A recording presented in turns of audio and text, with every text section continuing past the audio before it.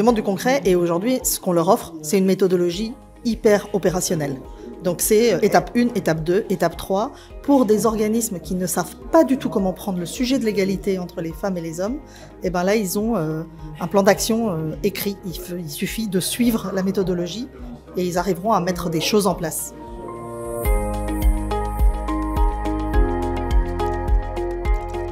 L'intérêt de cette norme, c'est qu'elle s'adapte à toutes les étapes et à toutes les situations des entreprises, quelle que soit leur maturité.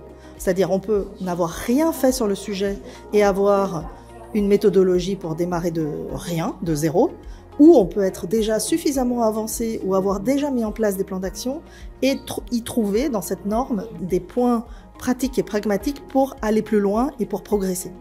Cette norme peut être très utile car elle formule des recommandations qui ont une forme d'autorité et aussi parce que dans les collectivités, beaucoup sont adhérentes au label égalité et pour le coup, ça leur donne une sorte de structure qui leur permet d'agir, officielle.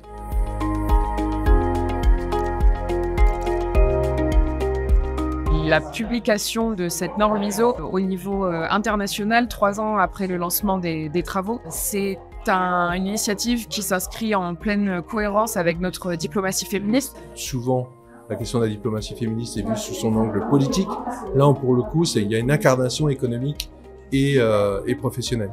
L'objectif, c'est que cette norme puisse offrir un cadre de référence fiable et robuste à des organisations de toute taille, actives dans différents secteurs d'activité, qu'elles soient publiques, privées, qu'il s'agisse d'associations même, afin de les accompagner dans l'intégration des enjeux liés à l'égalité entre les femmes et les hommes, en interne, mais aussi dans leurs activités, dans leurs investissements, dans leurs actions en externe.